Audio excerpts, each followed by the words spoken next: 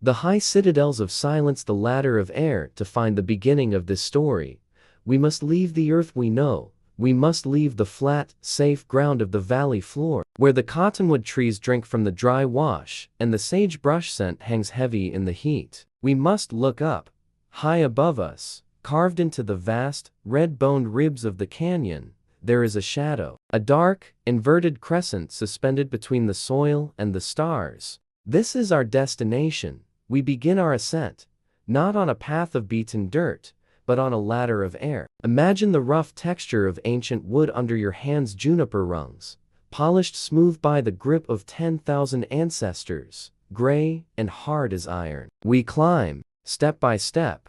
The world below falls away. The horizon expands, turning from a line into a circle, stretching out toward the violet haze of distant mountains. The air grows thinner here. It grows cleaner. It is the air of the hawk and the raven. We are climbing toward the sandstone lips of the earth. When we finally pull ourselves up over the last ledge, the sensation is one of profound, vertigo-inducing stillness. We have arrived at the threshold of the high citadels. Before us lies a city that defies gravity. It is a paradox of stone. Walls of perfectly fitted masonry rise up to meet the overhanging curve of the cliff roof. Towers stand tall against the pale stone, looking like sentinels waiting for a signal that never came. It is impossible architecture. It is built on the very edge of the nothingness, a fragile nest tucked into the side of a mountain. Walk with me into the shadow of the alcove. The temperature drops instantly. The harsh, burning glare of the desert sun is cut off, replaced by a cool, dim twilight that has lived in this cave for 700 years. It feels waiting. That is the first mystery of the citadels. They do not feel dead. They do not feel like ruins that have been abandoned to the rot of time. They feel as though the fire was extinguished only an hour ago. The dust on the floor is soft and undisturbed. The soot stains on the roof of the cave are still black, marking the places where families gathered to cook their evening meals, sharing stories while the winter wind howled outside. You can almost smell the cedar smoke. You can almost hear the soft scuff of a sandal on the rock. The silence here is not empty. It is heavy. It is a presence. The acoustic shadow. We move deeper into the complex, drifting through a maze of stone. Here, we encounter the acoustic shadow. The shape of the cliff, this great, curved amphitheater of rock, does something strange to the sound. It captures the wind. It takes the wildest gale from the canyon rim and tames it, funneling it down into a constant, hushed whisper. Listen. It sounds like breathing.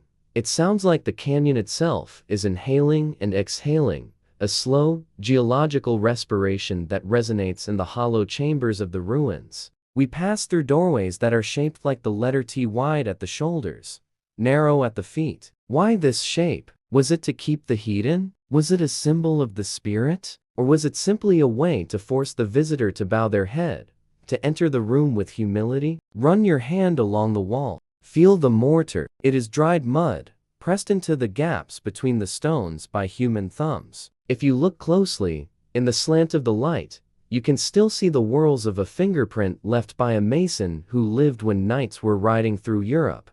That fingerprint is a bridge across time. It is a frozen touch. The walls are smooth, plastered with a fine clay that glows with a soft, reddish warmth. They built with such care. They built as if they intended to stay forever. So we must ask the question that hangs in the air like dust. Why here? Why build your home on the precipice? Why carry every drop of water, every basket of corn, every stone up that terrifying ladder? Was it fear? Were they hiding from a great enemy, a darkness that prowled the valley floor? Or was it something else? Look out from the window of the tower. The view is commanded by the sky. You are closer to the clouds here than you are to the river. Perhaps it was not fear, but desire. A desire to be nearer to the celestial bodies. A desire to live in the realm of the eagle. To wake up every morning and be the first thing the sun touches. Watch the light as it tracks across the sandstone. This city is a sundial. As the afternoon wears on, the shadows lengthen and rotate. The colors shift from the bright, blinding gold of noon to a deep, rich ochre, then to the color of dried blood, and finally, to a bruised twilight violet. The rock is alive with light. It drinks the sun during the day and radiates the heat back at night, keeping the sleeping city warm in the embrace of the stone, the ledge of the abyss. We drift further in, past the round, sunken chambers of the Kivas, the spiritual hearts of the city, buried deep in the floor. We do not enter them yet. We respect their darkness. Instead, we find ourselves at the very edge of the settlement. There is a low wall, no higher than your knee, and beyond it, the void. Sit here with me. Let your legs dangle over the side. Below us, the canyon floor is a ribbon of green and brown, hundreds of feet down. Above us, the arch of the cave shuts out the sky, protecting us like a stone hand cupped over a candle. This is the balance of the ancient ones. They existed in the space between the solid and the empty. They lived their lives on a shelf of rock, suspended in the air. Imagine the children playing here. Imagine the elders watching the storms roll in from the west, the lightning striking the mesas in the distance, while they sat safe and dry in their high fortress. It creates a specific kind of mind to live this way. A mind that understands gravity. A mind that respects the edge. There is a profound sense of suspended animation here. It feels as if the city is holding its breath, as if, at any moment, the people might return from the fields, climbing the ladders with baskets of squash and beans, their laughter echoing off the walls. But they do not come. They sealed the doors. They left the pots by the hearth, and they vanished into the landscape, becoming the wind, becoming the rain, becoming the silence. We are left alone with the architecture. The stone remembers them. The dust remembers them, but the silence keeps their secrets. As the sun dips below the horizon, the canyon fills with a blue, liquid shadow. The details of the ruins fade, blurring into the rock face. The city begins to disappear, merging back into the mountain from which it was carved. We are left suspended, floating in the high citadel, safe in the acoustic shadow, drifting on the breath of the canyon, waiting for the stars to come out and mark the passage of a time that no longer matters. Sleep now, in the shelter of the stone. The ladder is drawn up. The world is far away. There is only the peace of the high place. The roads that lead to the horizon, the geometry of devotion. We descend now. We leave the safety of the high alcoves, climbing down the wooden ladders, placing our feet back upon the floor of the valley. We leave the acoustic shadow of the cliffs and step out into the vast, open basin of the desert floor. Here, the scale of the world changes. Above, we were birds, looking down. Here, we are ants, looking across an ocean of sagebrush and sand that stretches all the way to the curving lip of the sky. But if you look closely at the earth, you will see that the chaos of the wilderness has been tamed, cut into the skin of the desert. Stretching out before us like a pale ribbon unrolled by a giant hand, is a line. It is a road. But this is not a road as we know it today. It is not a meandering path that follows the path of least resistance, curving around boulders and dipping into washes. Modern roads are like water. They flow where it is easiest to go. This road is an arrow. It is 30 feet wide, cleared of every stone, every bush, every imperfection, and it is perfectly, impossibly straight. It ignores the topography of the earth. When it meets a hill, it does not go around. It goes over. When it meets a sheer cliff, it does not turn. It climbs, carving staircases into the vertical rock face so that the line remains unbroken. This is the Great North Road. We stand in the center of it, feeling the packed earth beneath our boots. We look north, and the road tapers into a needlepoint, vanishing into the heat haze of the horizon. Why? Why build a highway in a land without the wheel? There were no wagons here. There were no horses to pull chariots. There were no armies marching in formation. There was only the foot of the traveler. A walker does not need a road 30 feet wide. A walker does not need a line so straight it defies the landscape. So we must strip away our modern understanding of travel. We must forget about commerce. We must forget about destinations. These were not lines of trade. They were lines of spirit. They were not built to connect one city to another. They were built to connect the earth to the sky. Walk with me along this pale scar. Feel the geometry of devotion. To build a straight line in a chaotic world, is an act of prayer. It is an imposition of order upon the wild. It is a way of saying that despite the twisting canyons and the shifting winds, the human spirit can walk a true path. The air here is still. The heat rises from the ground in shimmering waves. And as we walk, the road seems to pull us forward, not with the promise of arrival, but with the hypnotic rhythm of the journey itself. The trail of broken shards as the sun begins to set, painting the desert in shades of bruised purple and burning orange. We begin to notice the ground beneath our feet. The road is not empty. Scattered along the edges, and sometimes paving the center like a mosaic of accidental jewels, are fragments. Listen to the sound of your footsteps. Crunch, click, crunch. It is the sound of pottery. Thousands upon thousands of shards lie here. Curved pieces of clay painted with black geometric lines on white slip. Handles of mugs. Rims of great water jars. They are the spirit breaks. In our world, a broken pot is a tragedy. A mistake, a piece of trash. But here, on the Great North Road, destruction was a sacrament. Whispers tell us that the pilgrims who walked this path carried vessels made of the earth. And at specific points, perhaps where the road crested a hill, or where a certain star became visible, they would stop, and they would drop the pot. Smash. It was intentional. It was a release. By breaking the vessel, they released its spirit. They offered the labor of their hands back to the land. So we are walking on a carpet of offerings. We are walking on a trail of ceramic crumbs that leads across the wilderness. The night falls fully now. The sun is gone. The heat drains away into the atmosphere, leaving a cool, dry silence. And the road begins to glow. The soil of the road is compacted and pale, and under the light of the moon, it reflects a milky luminescence. It looks like a river of bone flowing through the darkness. Look up. Directly above us, mirroring the path of the road, is the Milky Way, the river of souls. The road on the earth is a reflection of the road in the sky. Imagine the procession moving here 1,000 years ago. No torches, no voices, just the rhythmic thud thud thud of sandals on the earth, the soft click of the pottery shards, and the breathing of the pilgrims. They walked in the dark, guided not by landmarks, for the desert looks the same in every direction at night. They were guided by the alignment.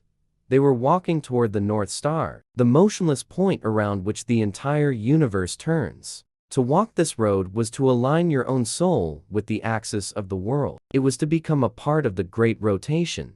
The vanishing point. We continue our journey into the deep night. The miles fall away. The cliffs we left behind are just a jagged silhouette against the stars. And finally, we reach the end. But there is no city here. There is no great temple with golden doors. There is no market. The road simply stops. It ends at the edge of a canyon, or at a small, humble shrine of stacked stones. Or sometimes, it just fades into the sagebrush, dissolving back into the wild. This is the final mystery. The road that leads nowhere, or perhaps, it leads everywhere, archaeologists argue. They speak of trade routes and timber hauling, but the storytellers, the descendants of the ones who walked here, speak of something else. They say that the north is the direction of the past. It is the direction of the Sipapu, the place of emergence, where the people first climbed out of the darkness of the underworld and into the light of the sun. To walk north is to walk back in time. To walk north is to return to the source. Perhaps these roads were not for the living at all. Perhaps they were runways for the souls of the departed. When a body died in the great houses of the canyon, perhaps their spirit stepped onto this white, straight line and began the long journey home, guided by the pale earth and the North Star. Walking back to the place where memory fades into myth, we stand at the end of the road, looking out into the empty horizon. The atmosphere is vast and lonely. We feel small, a tiny point of consciousness on an infinite plane. But we do not feel lost, because the road is still there. It is a line of intention drawn across the chaos. It tells us that someone, long ago, knew exactly where they were going, even if the destination was not a place that could be found on a map. The road stretches out into the twilight, a pale ribbon of earth, pointing toward a secret that lies beyond the curvature of the world. It invites us to keep walking, even when the path runs out. To step off the edge of the known and trust that the direction is true. The wind picks up, rustling the dry grass. It sounds like the whisper of feet on packed dirt. The pilgrims are still walking. The shards are still waiting. The stars are still watching. And the road goes on forever. Sleep now. The path is straight. The journey is quiet. The chamber of the earth's heartbeat, the descent into the root, the road has ended. The sky has been vast, a dome of infinite blue stretching over the high desert, demanding our gaze, pulling our spirits upward toward the clouds. But now, we must leave the open horizon. We must turn inward. We must turn downward. In the center of the plaza, amidst the silence of the stone city, there is an opening in the earth. It is perfectly circular, a dark pupil in the iris of the ground. Two long poles of spruce wood, stripped of their bark and polished by the hands of centuries, rise from the depths. This is the ladder. This is the bridge between the world of the sun and the world of the shadow. Approach it slowly. The air here changes. The dry, thin heat of the surface begins to dissipate, replaced by a coolness that rises from below, a breath from the deep lungs of the planet. We place our hands on the wooden rungs. They feel smooth, cool, and solid. We take the first step down. The sunlight remains above us, caught in the square frame of the hatchway, but with every step, it grows more distant. We are descending into the Kiva. This is not a room built for living. It is not a place for sleeping or eating or grinding corn. It is a vessel. It is a ship constructed of masonry and mud, designed to sail not on the ocean, but into the memory of the earth. As our feet touch the stone floor, the darkness wraps around us. It is not a frightening darkness. It is a heavy, warm, enveloping darkness. It is the darkness of the seed waiting in the soil. It is the darkness of the womb before the first breath is drawn. We are inside the circular chamber. The walls curve gently around us, holding us in an embrace of stone. The ceiling is low, formed of heavy timber beams arranged in a complex, interlocking pattern, a cribbed roof that mimics the weaving of a basket, holding up the weight of the world above. Stand still for a moment. Let your eyes adjust to the gloom. The air here is thick. It has a texture. It creates a silence that feels physical, pressing against the skin like a heavy blanket. Breathe in. Can you smell it? It is the scent of wood smoke that curled from a fire extinguished 500 years ago, yet somehow, the memory of it clings to the plaster walls. It is the scent of dried sage, crushed between fingers in a prayer for rain. It is the scent of the earth itself, damp and ancient and profound. We have left the surface behind. We have entered the navel of the world, the portal of emergence. In the center of the floor, illuminated only by the faint, dusty shaft of light falling from the ladder hatch, there is a small hole. It is unassuming. It is no wider than a man's hand. A simple, circular depression dug into the earth. But do not be deceived by its simplicity. This is the most sacred point in the canyon. This is the Sipapu in the language of the builders. This is the place of emergence. Whispers tell us that long ago, before the sun existed, the people lived deep underground. They moved through worlds of darkness, climbing upward, evolving, searching for the light. They climbed from the first world of fire, to the second world of air, to the third world of water, and finally, they climbed through a reed, emerging through a hole in the sky, the Sipapu, into this, the fourth world, the world of light. This small hole in the floor is the symbol of that passage. It is the umbilical cord that connects the people to their origins. It is said that the spirits of the ancestors still dwell below this threshold. They are waiting in the earth, listening to the footsteps of the living. The narrative of the Kiva is a narrative of return. To enter this chamber is to go back to the beginning. It is to remember where we came from. Let us sit on the low masonry bench that circles the perimeter of the room. The stone is cool beneath us. The wall behind our backs feels solid and protective. Imagine, now, that the shaft of daylight above us fades. The sun has set. The ladder hatch becomes a square of stars. And in the center of the room, beneath the opening, a fire is lit. Crackle. Pop. A small pyramid of juniper wood catches the flame. The light flares up, warm and orange. Suddenly, the Kiva is alive. The fire is the storyteller. As the flames dance and sway in the draft, they cast long, moving shadows against the curved walls. The shadows stretch and shrink. They leap and bow. To the people sitting on the bench, these are not just tricks of the light. They are the cloud people. They are the Katsanum. They are the spirits, summoned by the warmth, joining the circle. The fire pit acts as a miniature sun, burning in the center of a miniature universe. And then, the sound begins. It is not a song. It is a vibration. The Kiva was not just built for sight. It was built for sound. The ancient masons understood the secrets of acoustics. They built the walls to curve just so. They built the roof to catch the echo. They placed the deflector stone slabs standing before the fire to direct the air. This chamber is a musical instrument. It is a drum made of stone. The pulse of the stone, a drum begins to beat. Thrum, thrum, thrum. It is a low, steady rhythm, slow as the shifting of tectonic plates. Because the room is underground, because the walls are solid earth, the sound does not escape. It turns inward. It resonates. The low frequencies of the drum are amplified by the architecture. The sound waves bounce off the curved plaster, colliding in the center, creating a standing wave of energy. You do not just hear the drum with your ears. You feel it in your chest. You feel it in the marrow of your bones. Thrum, thrum, thrum. The distinction between the person and the room begins to fade. The heartbeat of the dancer syncs with the beat of the drum. The beat of the drum syncs with the vibration of the walls. And for a moment, in the flickering firelight, everything becomes one. The heartbeat of the people becomes the heartbeat of the earth.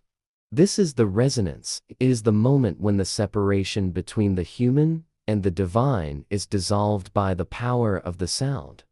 But then, the drumming stops, and we experience the great silence. It is the silence that comes only after a great sound has ended. The air in the room seems to vibrate with the memory of the noise. The silence is heavy, pregnant with meaning. This silence, there is no fear. There is only grounding. We are held safe in the root of the mountain. The storms may rage above. The wind may howl through the canyon. The empires of the world may rise and fall.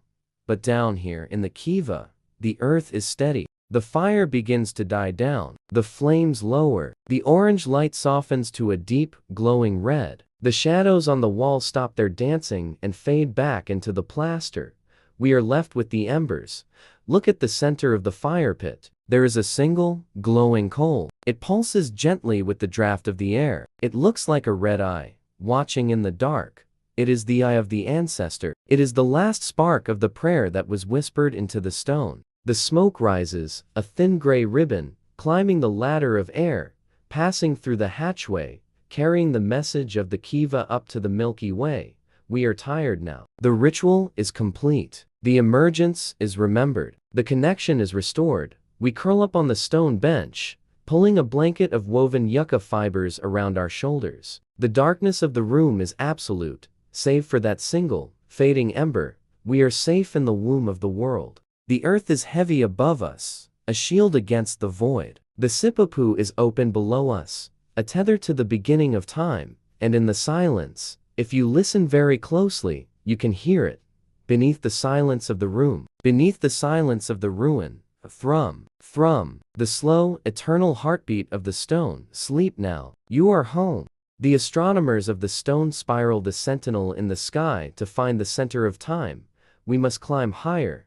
We leave the valley floor behind, with its straight roads and its silent kivas. We leave the shadows of the canyon walls. We ascend the steep, crumbling slopes of the great sentinel that stands apart from the rest of the world. This is the lonely butte. It rises from the desert floor like a fortress built by giants, a massive island of stone floating in a sea of sagebrush. It is isolated. It is imposing. It is the highest point in the sacred landscape, the place where the earth stretches up on its tiptoes to whisper to the sky. The climb is difficult. The air is thin and cold, biting at the lungs. It is the hour before the dawn, the deepest, darkest part of the night. The stars are not just lights here. They are heavy, burning lamps hanging low over the mesa, so close you feel you could brush them with your fingertips. We are not here to build a home. There are no rooms here, no hearths for cooking, no walls for sleeping. We are here to watch. We climb to the very summit, a narrow ledge of sandstone windswept and bare. And here, huddled against the chill of the pre-dawn, we imagine the solitary observer. He is the watcher of the sky. He has climbed this path every night for a cycle of the moon. He has watched the constellations wheel overhead, tracking the slow, majestic rotation of the galaxy. He knows the names of the wandering stars. He knows the breath of the wind. But tonight, he is waiting for something specific. He is waiting for the turning of the year, the winter solstice, the longest night, the moment when the sun travels to its southernmost point on the horizon, pauses, and decides whether to return to the world or to leave it in eternal darkness. It is a moment of terrified anticipation. On this high ledge, there is a collection of stones. To the uninitiated eye, they look like rubble, 3 massive slabs of sandstone, leaning against the cliff face, shielding a narrow crevice from the wind. They look as though they tumbled there by accident, shaken loose by some ancient earthquake. But there are no accidents here. These stones are a machine. They are immense, weighing tons, yet they are positioned with the delicacy of a jeweler's loop. They are the gears of a clock made of mountain. Behind the slabs, hidden in the deep shadow of the rock face, is a carving. It is not a picture of an animal. It is not a scene of a hunt. It is a spiral, a perfect coil, chipped into the rock face, curling inward 19 times. It is the symbol of the journey. It is the symbol of the wind. It is the symbol of time itself, winding down to a single, infinite point. The observer sits in the dark. He watches the eastern horizon. He holds his breath. The silence on top of the butte is absolute. It is the silence of the void between the stars. The architecture of light. The horizon begins to burn. First, a line of pale gray, outlining the distant mountains. Then, bruise of violet. Then, a bleeding of crimson. The sun is waking up. This segment of our story focuses on the interplay of light and rock. It is a study in cosmic precision. Consider the mind that built this. Consider the patience. This was not built in a day. It was not built in a year. We imagine the ancient astronomer, standing here season after season, watching the way the sunlight fell against the cliff. He watched the shadows move. He saw that the sun was a painter, and the rock was its canvas. He saw that if he moved a slab just so, if he chipped away a millimeter of stone here, and another millimeter there, he could shape the light. He could sharpen it. He could turn a broad beam of sunshine into a dagger. He was calibrating the earth to the sky. The narrative explores the idea that this entire civilization was a clock. They did not wear time on their wrists. They lived inside the mechanism. Their cities were aligned to the north. Their roads mirrored the Milky Way. And here, at the top of the world, they built the escapement. The light grows stronger. The rim of the sun breaks the horizon. A flood of gold washes over the desert floor below, lighting up the great houses, the roads, the sleeping ruins. But here, behind the 3 slabs, it is still shadow. We wait. The angle must be perfect. The earth must rotate to the precise degree. And then, it happens. A shaft of light finds the gap between the great stone slabs. It does not flood the crevice. It is focused, narrowed, refined by the edges of the rock until it becomes a single, piercing beam. It strikes the cliff face. It is a dagger of liquid gold. It glows with an intensity that seems to burn the rock. It is pure, concentrated solar fire, and it begins to move. Slowly, so slowly that you have to hold your breath to see it. The dagger of light travels downward across the dark sandstone. It approaches the spiral. This is the moment of truth. If the stones have shifted, if the calculations were wrong, the light will miss. The order of the universe will be broken. But the ancients did not make mistakes. The tip of the light dagger touches the outer ring of the spiral. It glides downward, cutting through the shadow. It bisects the coil.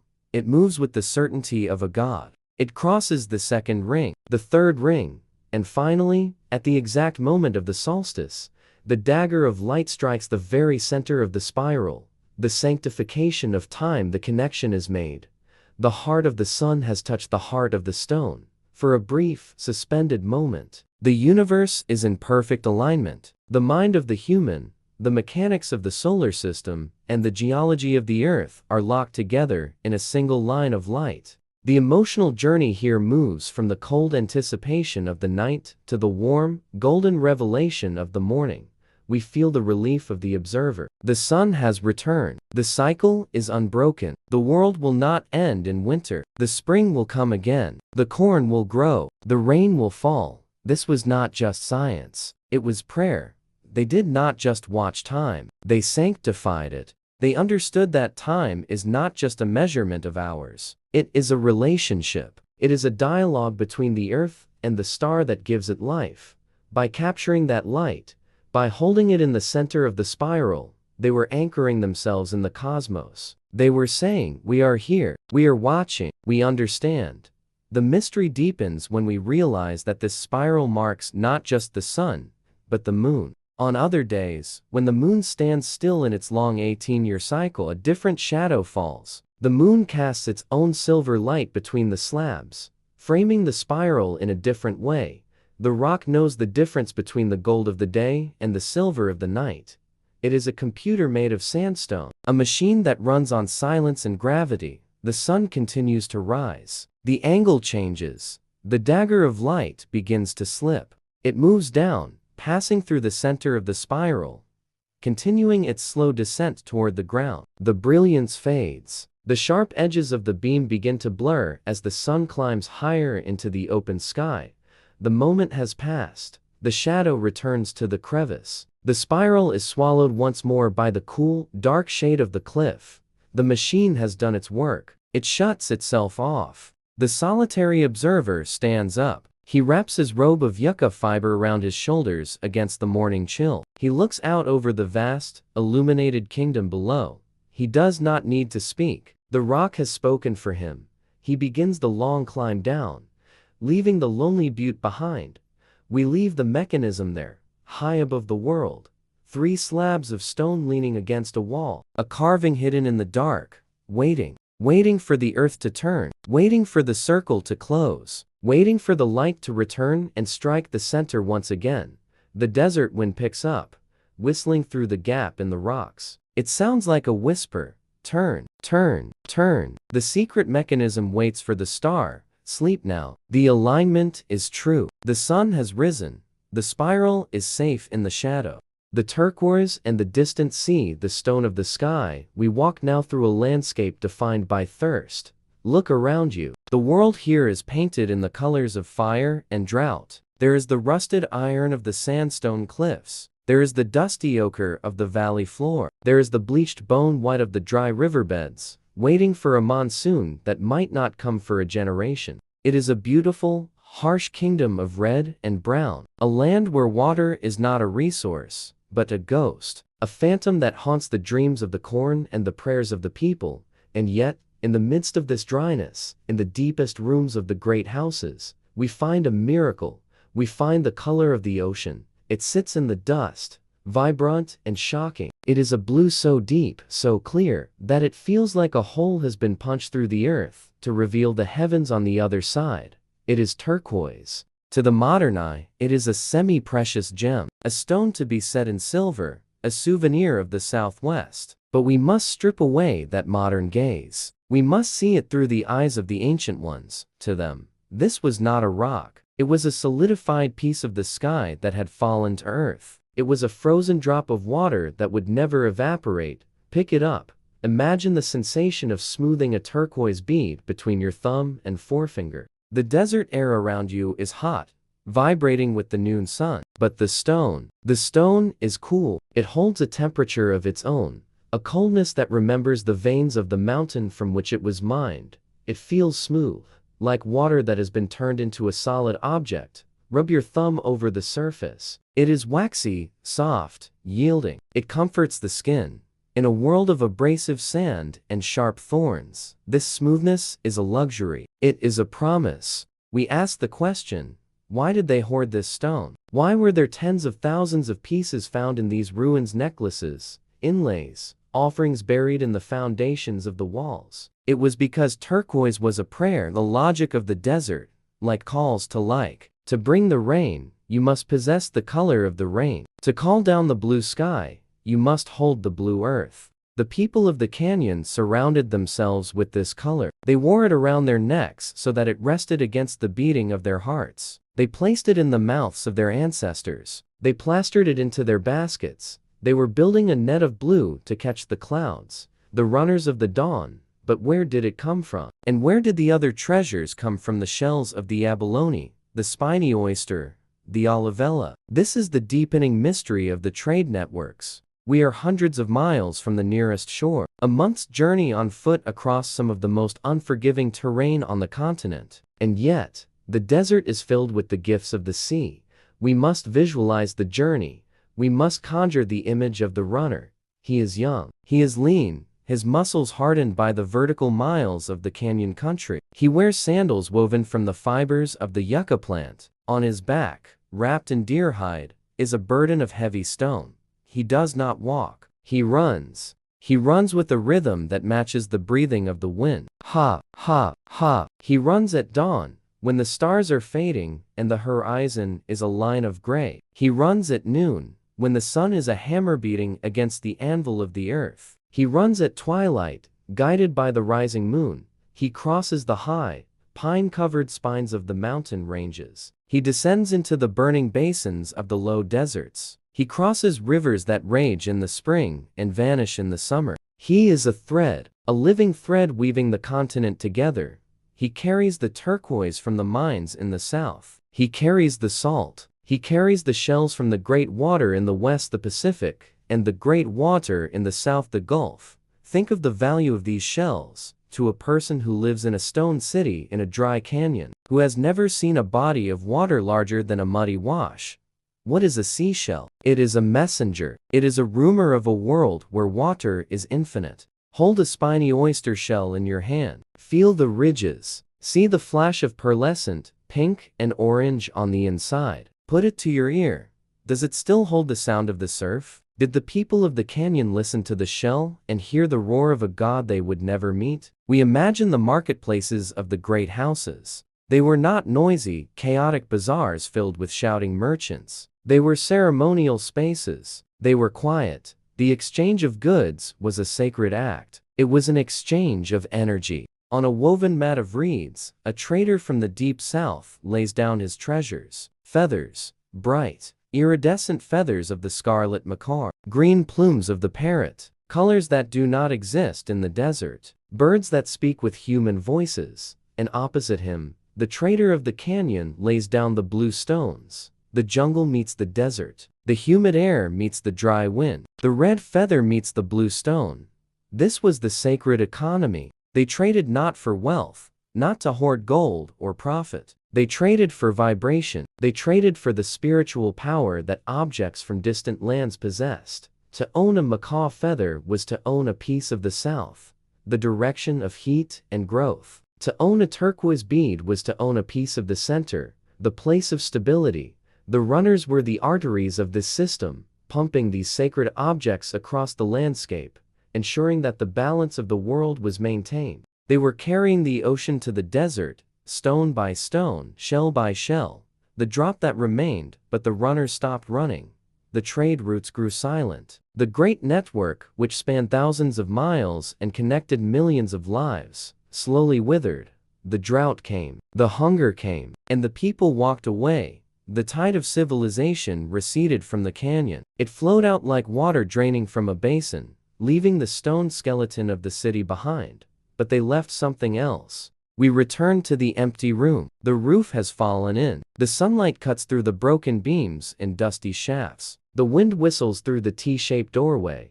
Look down at the floor. There, half buried in the sift of centuries of sand, is a single blue bead.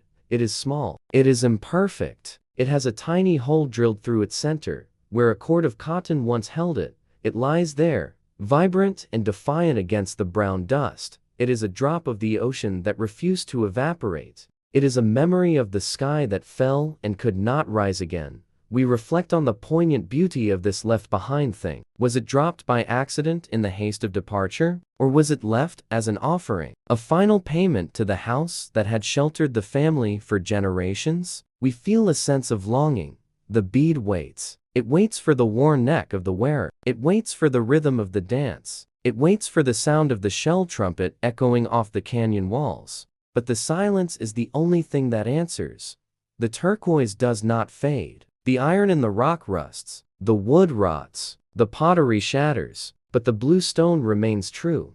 It is the color of a promise that outlasts the promiser. We leave the bead where it lies. We do not take it. To take it would be to break the spell. To take it would be to steal the last drop of water from a thirsty house. We back away, letting the shadows reclaim the room. The sun sets outside, turning the red cliffs to purple. The first stars appear, shining down on the lonely bead in the dark. It is marked by the moon now, a piece of the earth dreaming of the sea, a piece of the desert dreaming of the rain. The current has stopped. The runner is at rest. The silence is complete. Sleep now in the cool, blue quiet of the stone. The thirst of the corn and the wind, the lid of cobalt blue. We turn away from the cool, comforting touch of the turquoise stone. We leave the memory of the distant ocean behind in the shadows of the trade room. We step out into the light. And here, the story shifts. It shifts from the solidity of the masonry walls to the fragility of the life that clung to them. It shifts from the weight of the rock to the lightness of the wind. Look up.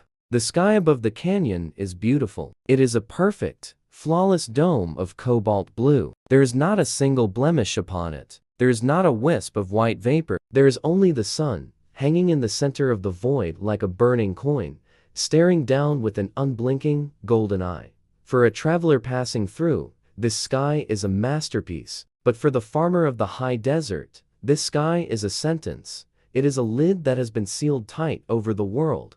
We enter the time of the great thirst. In the history books, civilizations end with fire. They end with the clash of swords, the crumbling of walls under siege, the screams of the fallen. But here, in the high silence of the plateau, the end did not come with a bang.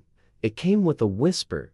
It came with the sound of the wind moving through the fields. Walk with me to the edge of the mesa, where the gardens used to grow. Look at the rows of earth, mounded up with such care by the hands of fathers and mothers. Standing there, rooted in the dry soil, are the stalks of the corn.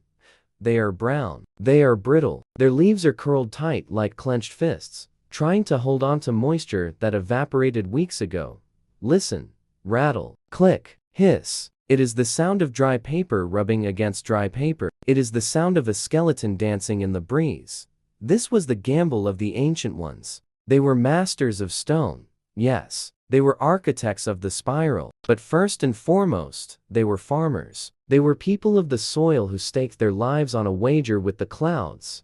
They planted their seeds in the dust, praying that the summer monsoons would come sweeping up from the Gulf, bringing the heavy, dark curtains of rain to wash the heat from the air. For centuries, the wager paid off. The clouds came. The corn grew tall and green, singing with the life of the water. The squash swelled on the vine. The beans twined around the stalks. But then, the rhythm broke. The clouds forgot the path. The rain stayed in the south, and the blue sky turned into a desert of its own. The silence of the springs. We move from the fields to the canyon floor, seeking the source. We follow the deer trails down to the wash, down to the places where the cottonwood trees stand. These trees are the guardians of the water. Their roots go deep, tapping into the hidden veins of the earth. But look at the leaves. They are yellow in the middle of summer. They are trembling. We arrive at the spring. It used to be a place of music. The sound of trickling water, or a wet moss, of frogs calling in the twilight. It was the gathering place, the lifeblood of the city. Now, it is silent. The pool has receded. Where there was once clear, cold water reflecting the moon, there is now only mud. It is a thick, cracking clay, printed with the desperate tracks of coyotes and ravens who came looking for a drink, and found only the memory of wetness. The narrative of this time is a narrative of slow subtraction. Day by day, inch by inch, the moisture retreated. The springs turned to mud. The mud turned to dust. The dust turned to wine. We explore the emotional landscape of a people watching their world dry up. Imagine the prayers. In the Kivas, the drums beat louder. The dancers stamped their feet harder against the earth, trying to wake the sleeping spirits of the rain. The priests blew smoke to the four directions, mimicking the clouds. They shook rattles made of gourds, mimicking the sound of the falling storm. They did everything right. They followed the rituals. They honored the pact. But the sky remained blue. There is a profound melancholy in this unrequited love. The people loved the land. They tended it with reverence. But the land, it seemed, had withdrawn its affection. We use the vocabulary of aridity to describe this feeling. Parched, hollow, brittle sift. Everything feels light, as if the substance of the world is being eroded away. But here lies the true mystery. In many other places in history, when the food runs out and the water dries up, chaos descends. Neighbors turn on neighbors. The strong take from the weak. The city burns from the inside. But whispers tell us that here, beneath the silence of the cliffs, there was no war.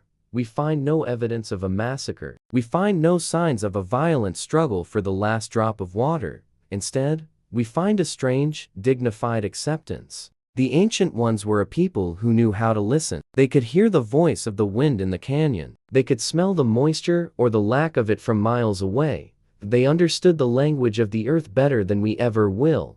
And the earth was speaking clearly.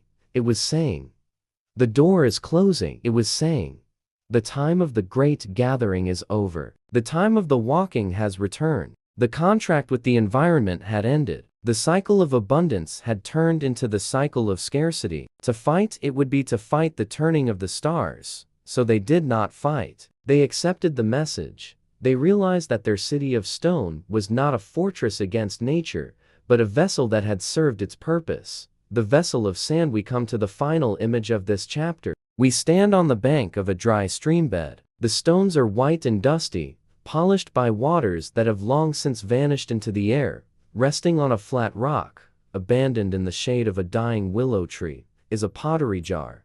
It is a beautiful thing. It is painted with the geometric designs of the ancestors' steps that lead to the clouds, spirals that represent the journey of water. It was made to hold the cool, sweet gift of the spring. But now, it is empty. Or rather, it is filling with something else.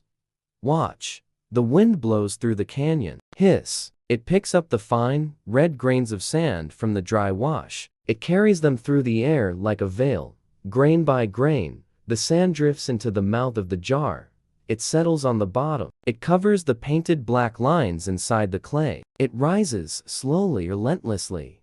This is not a tragedy. It is a reclaiming. The jar was made of earth. It held water for a time. Now, the water is gone, and the earth is returning to fill the void. The jar waits. It does not break. It sits with the patience of fired clay. It waits for the rain that will not return for 100 years. It waits for the sound of the stream to wake up the valley again.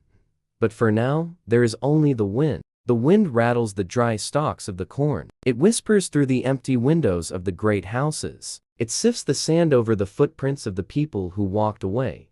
The thirst of the land is not quenched. It is simply covered. We leave the jar there, half filled with dust, glowing in the last light of the relentless sun, a monument to the silence, a testament to the fragility of the breath. The water has gone to the clouds, the people have gone to the horizon, and the desert remains, vast and quiet, holding its secrets in the dry, open palm of the valley. Sleep now. The wind is blowing, the sand is drifting, the thirst is over, the silence has begun. The great sealing of the doors, the rite of closure. The corn has dried in the husk. The jar by the streambed has been filled with sand. The turquoise bead lies in the dust, a blue eye staring into the dark. The time of waiting is over. Now, we come to the moment that has puzzled the scholars and the dreamers for 7 centuries. We come to the departure. In our own world, when a city empties, it is usually because of a scream. It is because the enemy is at the gates, or the plague is in the water, or the fire is on the roof. People run. They drop their treasures in the street. They leave the doors swinging open on their hinges. But here, in the high silence of the canyon, there was no panic.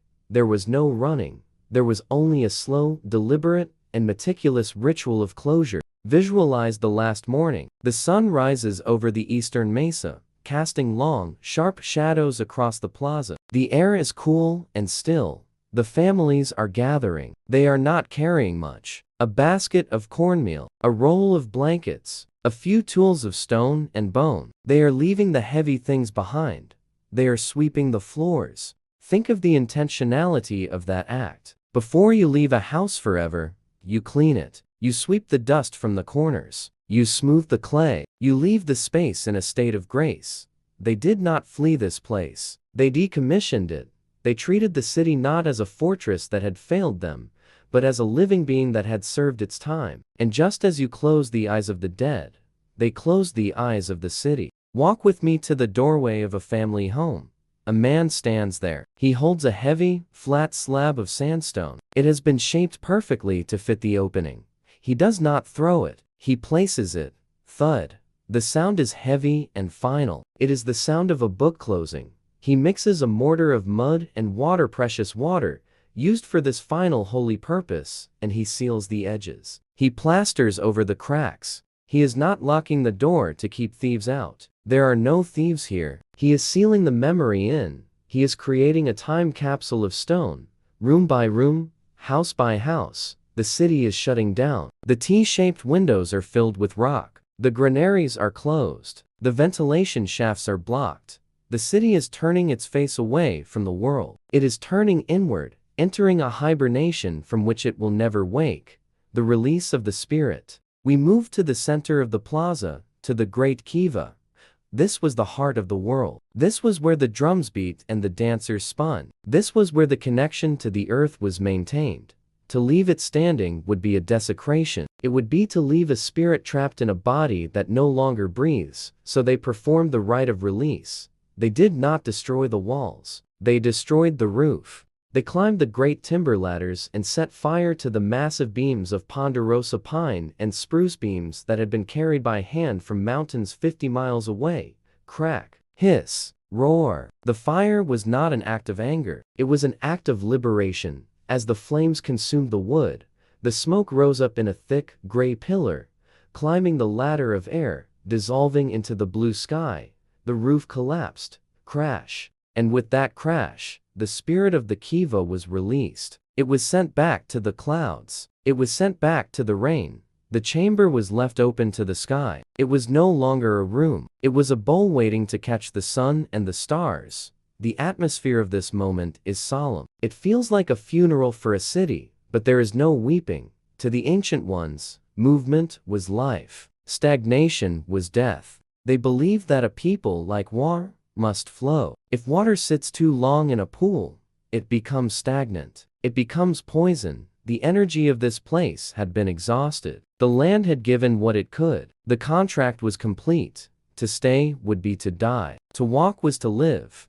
We explore the concept of moving on as a spiritual necessity. We cling to our homes. We define ourselves by our addresses, but they define themselves by their journey. They were not people of the place. They were people of the path, and the path was calling.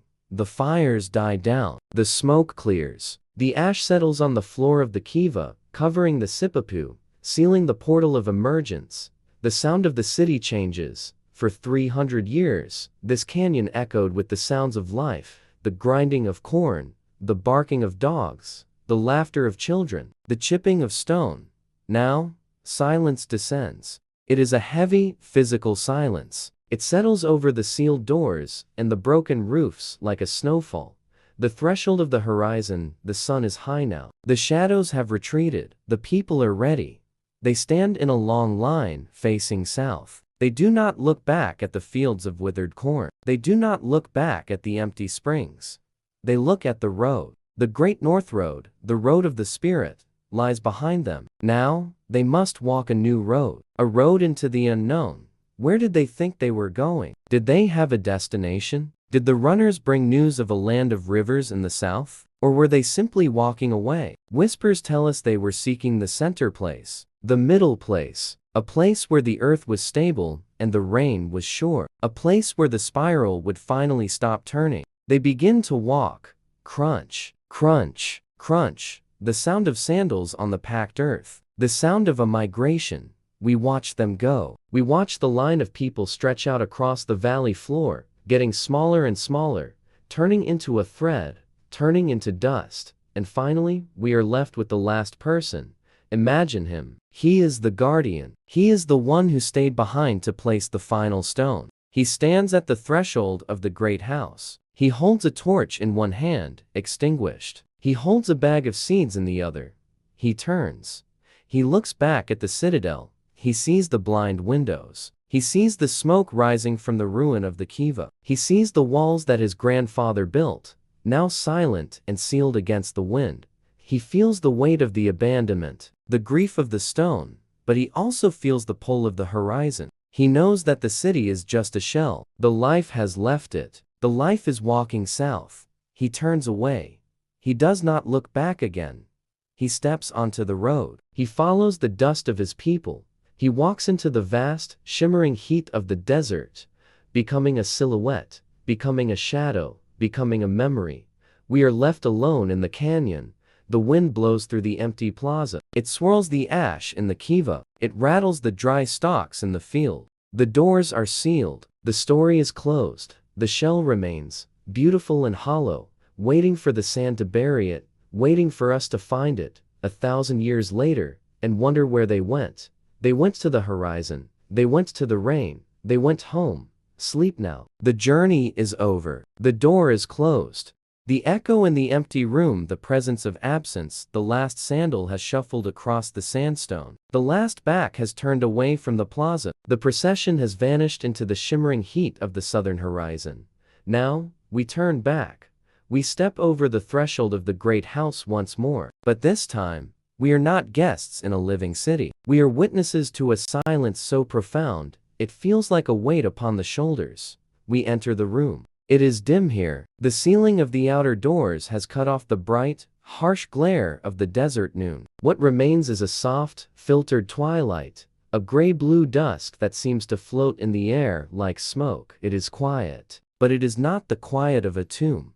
A tomb is a place for the dead. This is a place for the living, from which the living have only just stepped away.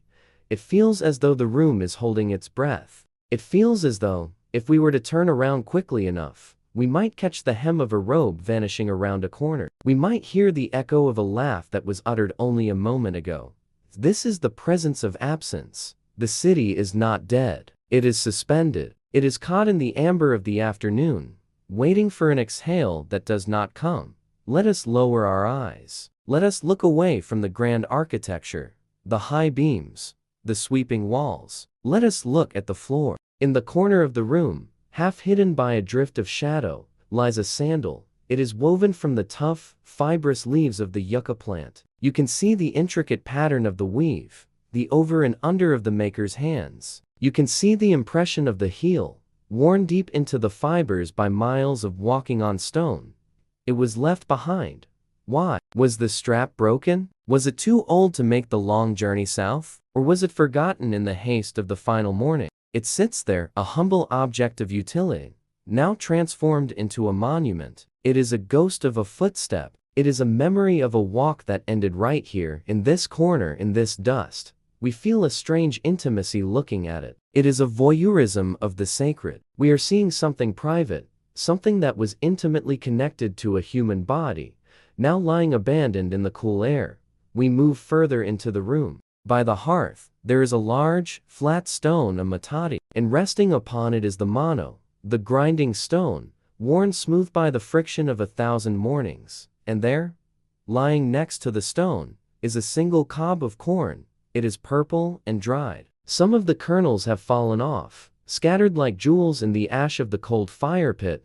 It looks as though the woman grinding the corn was interrupted, as though she heard a call, set down the stone, stood up, and walked out the door, intending to return in a moment. But the moment has stretched into 700 years. The corn waits. The stone waits. The action is frozen in time, an unfinished sentence written in grain and rock.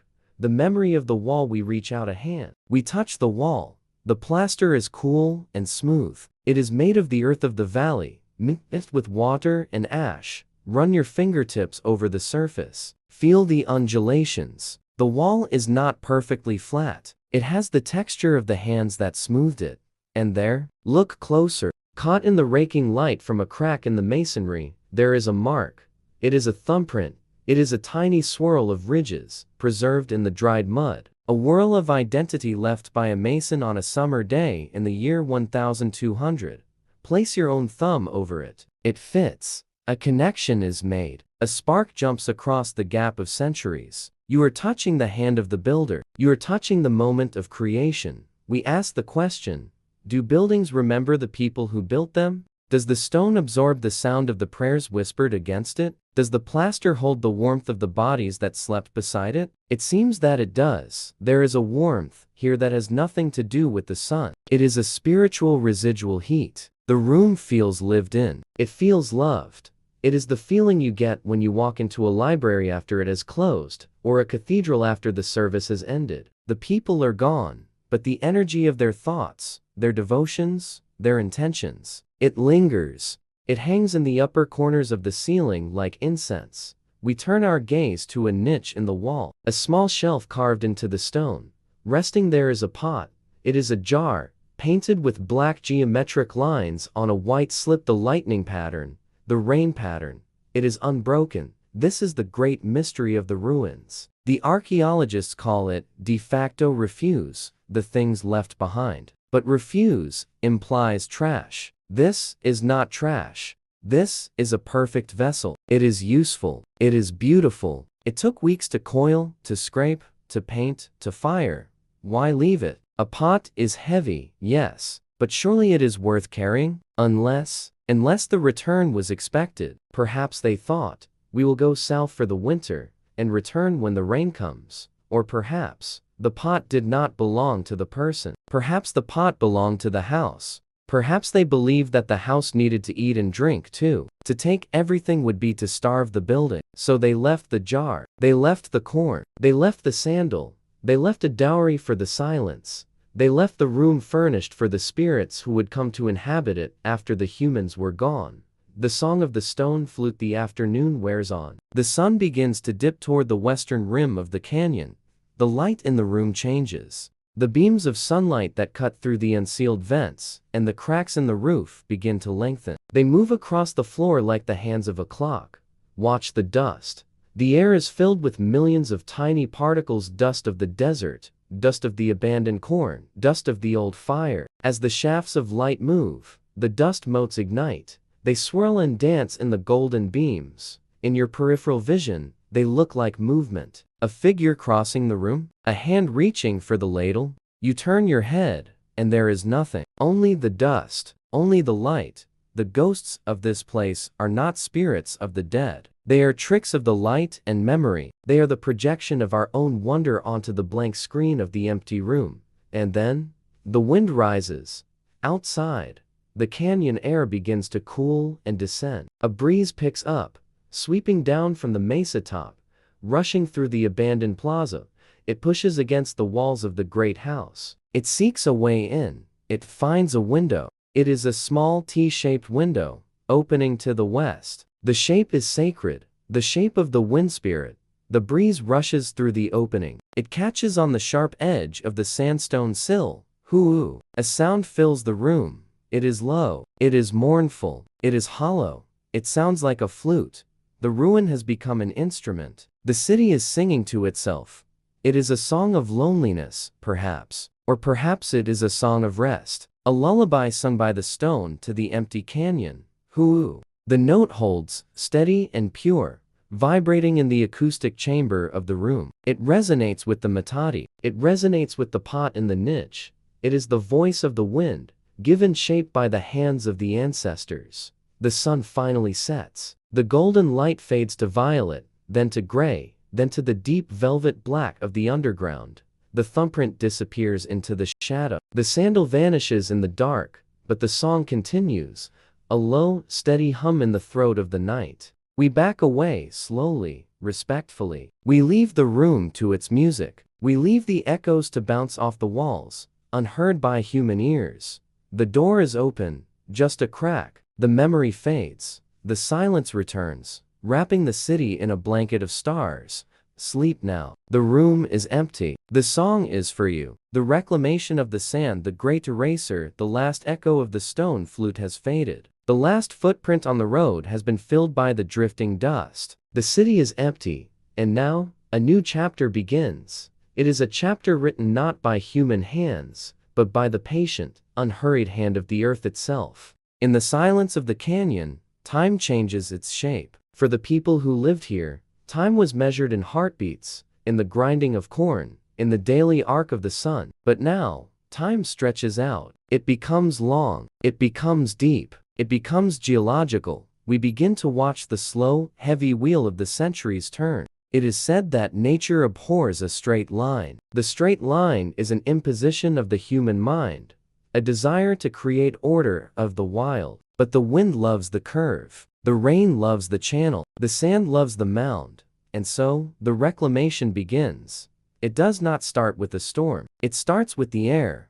The wind is the great eraser. It moves through the canyon with the persistence of a river. It carries with it the microscopic tools of the desert, grains of quartz, specks of silica, the dust of the mountains. Day after day, year after year, the wind rubs against the sharp corners of the masonry. It caresses the edges of the T-shaped doors. It whispers against the square towers. Shh, shh, shh. It is a sound like sanding. It is a sound like soothing. The sharp edges begin to soften. The geometric perfection of the architecture begins to blur. The city is losing its definition, not because it is being attacked, but because it is being embraced. The desert is wrapping its arms around the stone. Inside the great houses, the silence is deepening. Look up at the ceiling of the room where the sandal lay. The heavy beams of ponderosa pine, carried from the distant mountains so long ago, are beginning to tire. They have held up the weight of the roof for 300 years. They have done their duty. Now, they are allowed to rest. The rot comes slowly, dry, powdery decay. Gravity pulls gently at the fibers, and then, in the quiet of a winter night, when no one is watching, one beam gives way. Kraruk. Thud. It falls to the floor. It raises a small cloud of dust that hangs in the stillness for hours before settling back down. The roof opens. A shaft of starlight falls into the room for the first time in centuries. The barrier between the inside and the outside is broken. The house is no longer a separate thing. It is open to the sky. It is not a tragedy. It is a surrender. The wood returns to the soil. The stone returns to the pile. The room returns to the canyon. The shedding of the skin, we move closer to the walls. Once, these stones were covered in a smooth, warm plaster of mud and clay. It was the skin of the city, painted with the pigments of the earth, red ochre, white kaolin, soot black. But the skin is fragile. The rain comes. It is rare in this land, but when it comes, it is powerful. It drums against the plaster. It finds the cracks. It swells the clay, and when the sun returns, hot and drying, the plaster begins to peel.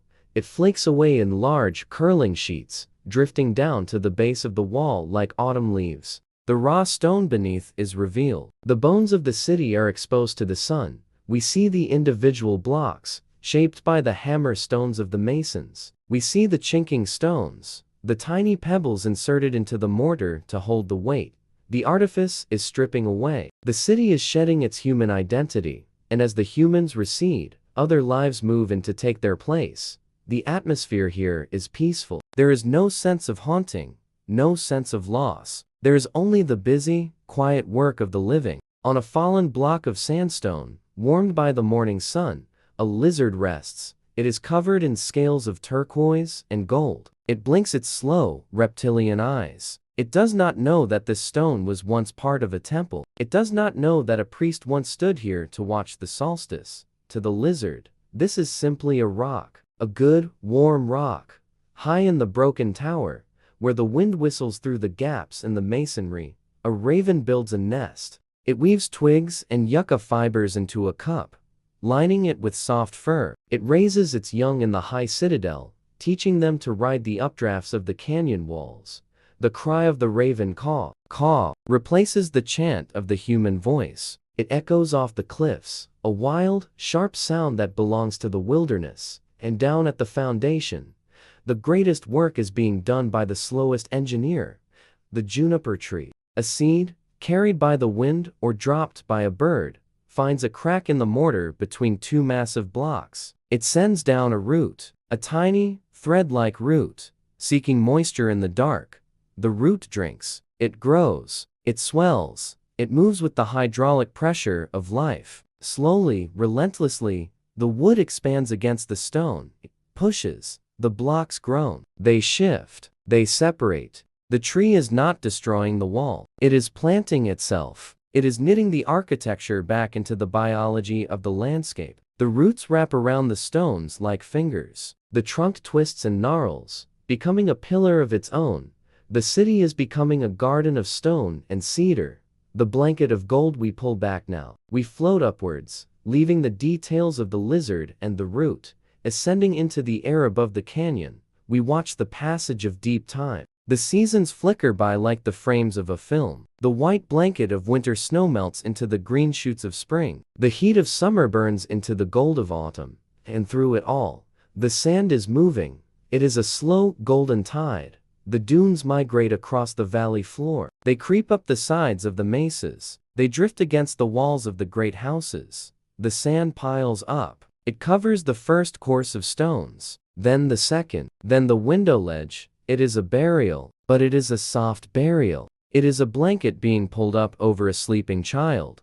The sand fills the empty rooms. It buries the metate and the corncob. It buries the turquoise bead. It smooths out the angles. It fills in the depressions. The sharp, defiant lines of the human city are being erased, replaced by the rolling, organic undulations of the dune.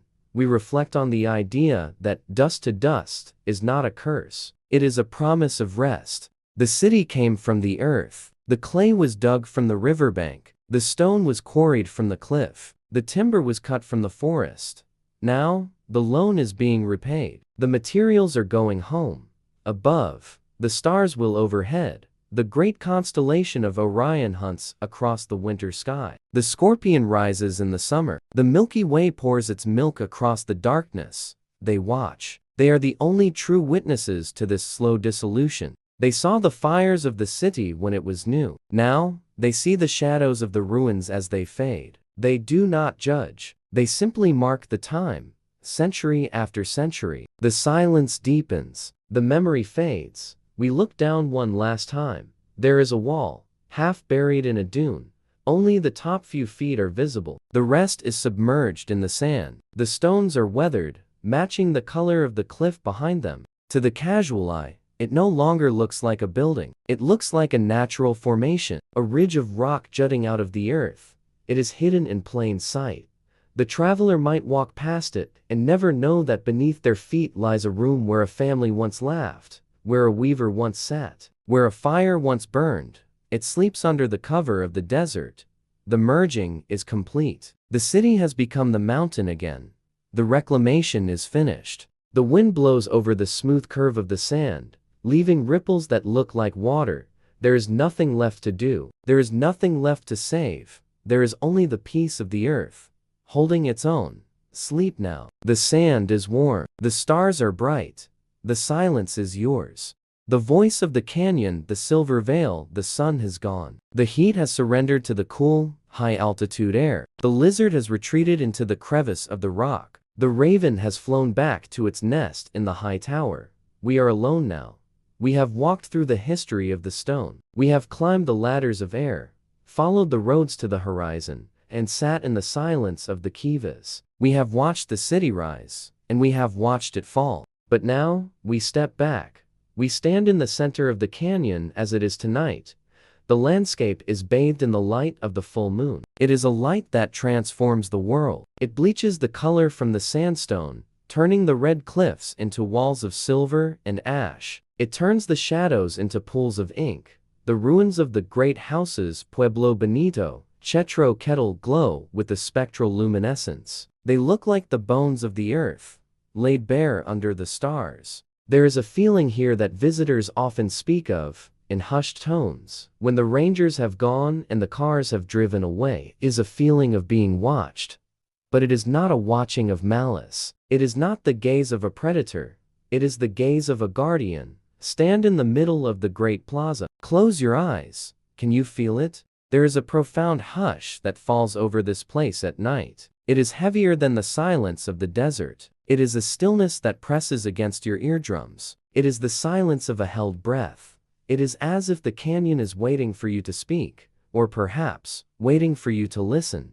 This is the voice of the canyon. It is not a sound you hear with your ears. It is a vibration you feel in your chest. It is a resonance that rises from the ground, traveling up through the soles of your feet. It whispers that the story is not over. It whispers that the people did not vanish. In our history books, we say the culture collapsed. We say the cities were abandoned. We use words of finale, words of endings. But ask the descendants, ask the people of the mesas to the south, the Hopi, the Zuni, the Pueblo. Ask them where the ancient ones went. They will smile. They will point to the sky.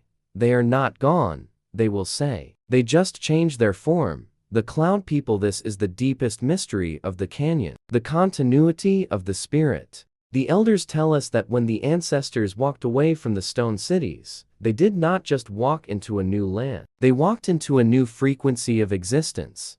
They became the Katsanam. They became the cloud people. They shed their bodies of flesh and bone, and they put on bodies of mist and vapor. They became the cumulus clouds that pile up over the mountains in the summer afternoon. They became the gentle rain that nourishes the corn. They became the snow that blankets the high desert in winter.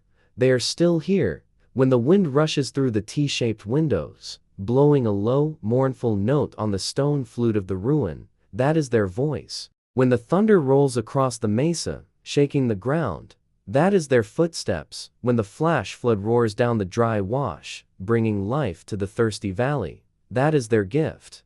The ruin is not a tomb. It is a house where the family has simply stepped into the other room.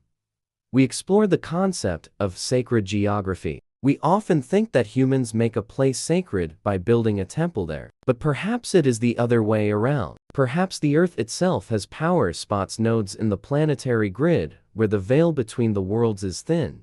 The ancient ones knew this. They did not build here by accident. They built here because the canyon was already speaking. The masonry walls, the great towers, the astronomical alignments, these were just markers. They were stone circles drawn around a fire that was already burning.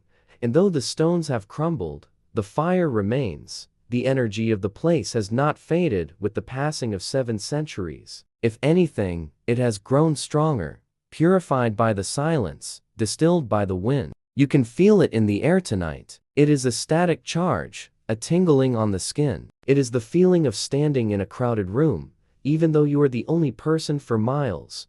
We walk through the moonlit ruins. The shadows of the walls stretch out across the ground like long, dark fingers. The dust motes dance in the silver light.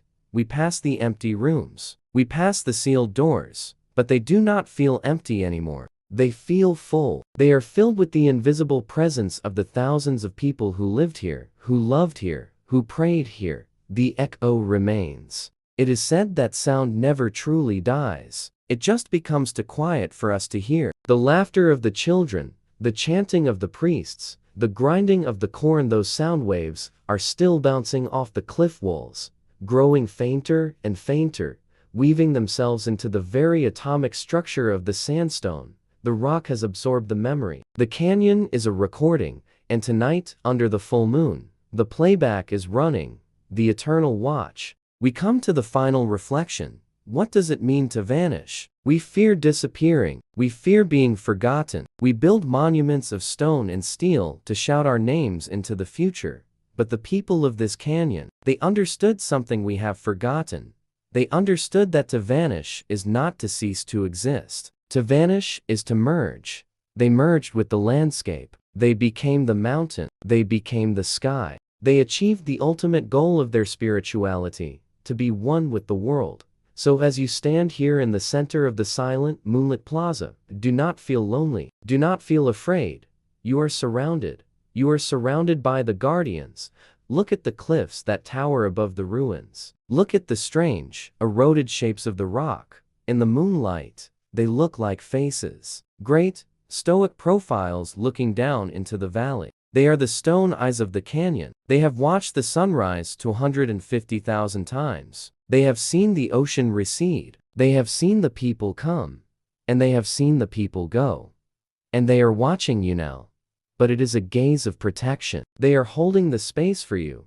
They are keeping the silence safe, so that you can rest. The journey is over. The mystery has been explored. The doors have been sealed, and the spirit has been released. There is nothing left to do but to surrender to the peace of the high desert, lie down on the earth. Feel the warmth that the ground has held onto from the day. Look up at the stars, the same stars that the solitary observer watched from his high butte. The Great North Road is waiting to guide your dreams. The Turquoise is waiting to cool your brow. The Kiva is waiting to hold you in the womb of the world.